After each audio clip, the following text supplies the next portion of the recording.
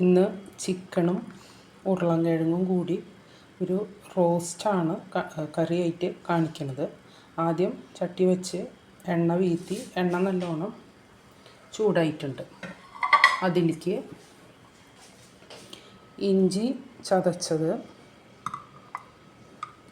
വെളുത്തുള്ളി ചതച്ചത്, പച്ചമുളക്, വേപ്പില, കറിവേപ്പില അത് ഇട്ട് കൊടുക്കാം.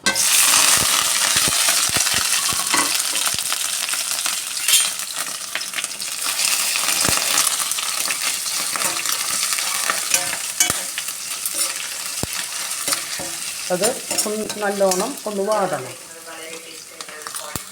ഇഞ്ചിയും വെളുത്തുള്ളിയൊക്കെ നല്ലോണം മൊരിഞ്ഞിട്ടുണ്ട്. അപ്പോൾ അതിലേക്ക് ആവശ്യമായ സവാള, 2 വലിയ സവാള അരിഞ്ഞത് ഇട്ട് കൊടുക്കാം. പിന്നെ അതിലേക്ക് സവാള മൊരിയാൻ ആവശ്യമായ കുറച്ച് ഉപ്പും ഇട്ട് കൊടുക്കാം.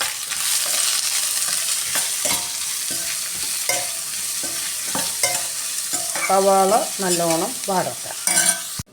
സവാള നല്ലോണം ഒരുവിധം വാടിയിട്ടുണ്ട്.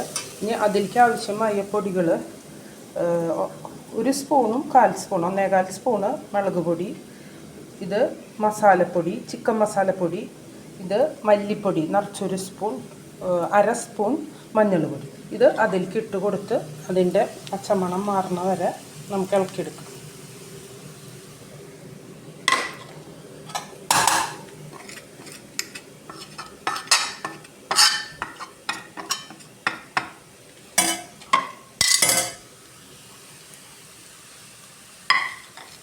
അതിൻ്റെ പച്ചമണം നല്ലോണം മാറട്ടെ.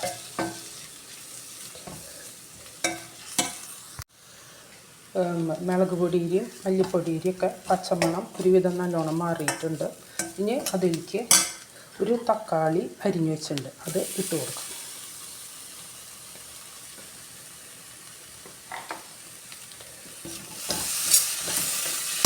അത് നല്ലോണം ഒന്ന് വാടി വരട്ടെ. പിന്നെ എൻ്റെ ചാനൽ ആദ്യമായി കാണുന്നവർ സബ്സ്ക്രൈബ് ചെയ്യാനും ഷെയർ ചെയ്യാനും കമൻറ്റ് ചെയ്യാനും മറക്കരുത്. തക്കാളി ഒരുവിധം നല്ലോണം വാടിയിട്ടുണ്ട്. ഇനി അതിലേക്ക് നുറുക്കി വെച്ച ഉരുളൻകിഴങ്ങ്, അത് അത്യാവശ്യം വലിപ്പത്തിലാട്ടാണ് ഞാൻ നുറുക്കി വെക്കണം. ഒരുവിധം വലിയ കഷ്ണങ്ങളായിട്ടാണ് നുറുക്കി വെക്കണം. നുറുക്കി വെച്ച ഉരുളൻകിഴങ്ങ് നുറുക്കി കഴുകി വെള്ളത്തിലിട്ട് വെച്ചിട്ടുണ്ട്. അത് അതിലേക്ക് വാരി ഇട്ട് കൊടുക്കണം. ഞാൻ 3 വലിയ ഒരുവിധം വലിപ്പമുള്ള നല്ല വലിയ ഉരുളൻകിഴങ്ങാണ് ഞാൻ എടുത്തേക്കണേട്ടാണ്.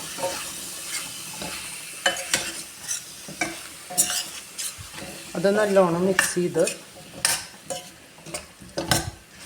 അതിന് വേവാൻ ആവശ്യമായ തിളച്ച വെള്ളമാണ് ഞാൻ വീത്തി കൊടുക്കുന്നത്. തിളച്ച വെള്ളം അല്ലെങ്കിൽ പച്ചവെള്ളം വീത്തി കൊടുത്തോളൂ. അല്ല, പച്ചവെള്ളം വീത്തി കൊടുക്കരുത്. തിളച്ച വെള്ളം അല്ലെങ്കിൽ ചൂടുവെള്ളം വീത്തി കൊടുക്കണം. പച്ചവെള്ളം വീത്തി കൊടുത്താൽ ഉരുളൻകിഴങ്ങ് കറിയിലും ടേസ്റ്റ് പോവും, ഉരുളൻകിഴങ്ങിൻ്റെയും ടേസ്റ്റ് പോവും. അപ്പോൾ ഞാൻ കുറച്ച് തിളച്ച വെള്ളമാണ് വീത്തി കൊടുക്കുന്നത്. ചൂടുള്ള വെള്ളമായാലും കുഴപ്പമൊന്നുമില്ല. എന്നിട്ട് ഇത് വേവാൻ വയ്ക്കാം. നമുക്ക് വേവാൻ മൂടി വയ്ക്കാം. ഉരുളൻകിഴങ്ങ് നല്ലോണം തിളച്ച് പകുതി വേവാവണ്ട. അതിന് മുന്നേ നമുക്ക് ചിക്കൻ കഴുകിയത് അതിലേക്ക് ചേർത്ത് കൊടുക്കാം. കഴുകി വെച്ചിട്ടുണ്ടെന്ന് ഇത് ഒരു 1.5 കിലോളം ചിക്കൻ ഉണ്ടാവും.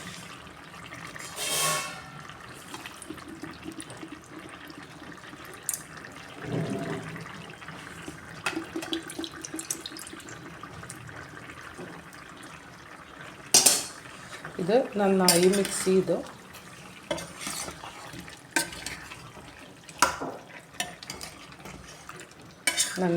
കൊടുക്കാം.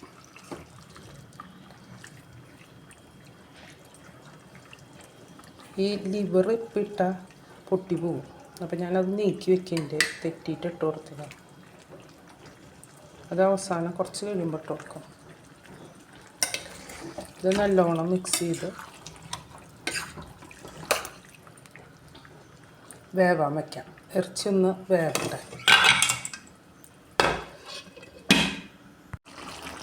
ഇറച്ചി ഇട്ട് കൊടുത്തിട്ട് നല്ലോണം കറി തിളച്ച് ഇനി ഇതിൽ വെള്ളം ഒന്ന് വറ്റണം. ഉരുളൻകിഴങ്ങും വെന്തിട്ടുണ്ട്, ഇറച്ചിയും ഒരുവിധം വേവായിട്ടുണ്ട് ഒക്കെ അതിൻ്റെ ഉപ്പ് കുറവായിരുന്നേ, അപ്പോൾ ഞാൻ ഉപ്പ് ഇട്ട് കൊടുത്തു കുറച്ച്.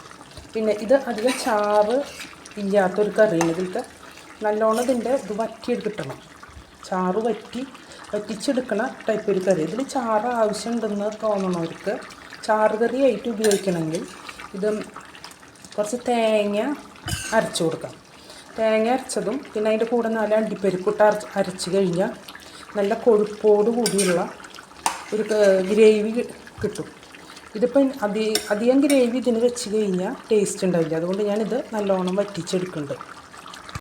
ഇപ്പോൾ കറി ഒരുവിധം വറ്റി റെഡി ആയിട്ടുണ്ട്. ഇങ്ങനെ വറ്റിയാലാണ് ഇതിൽ ഉപ്പും മുളകും പിടിക്കുള്ളൂ. ഇല്ലെങ്കിൽ ഉപ്പും മുളകും പിടിക്കാത്ത കറി പോലെ തോന്നും. അപ്പോൾ ഇത് ഗ്രേവി കുറഞ്ഞ ചിക്കൻ ഉരുളൻകിഴങ്ങ് റോസ്റ്റ് ഉള്ളത്. ഓക്കെ, കറി റെഡിയായി. ഗ്യാസ് ഓഫ് ചെയ്തു. ഇങ്ങനെ കറി വയ്ക്കുമ്പോൾ ഏറ്റവും ടേസ്റ്റ് ഇതിലത്തെ ഗ്രേവിയും ഉരുളൻകിഴങ്ങും കഴിക്കാനാണ്. ഇറച്ചിയെക്കാട്ടും ടേസ്റ്റ് ഗ്രേവി ഉരുളൻകിഴങ്ങാണ്. പിന്നെ നെയ്യുള്ള കോഴിയാണെങ്കിലാണ് കൂടുതൽ ടേസ്റ്റ് ഉണ്ടാവുക ഇങ്ങനെ വെച്ച് കഴിഞ്ഞാൽ. അപ്പോൾ ഓക്കെ, ഇന്നത്തെ കറി ഉരുളൻകിഴങ്ങ് ചിക്കൻ റോസ്റ്റ്.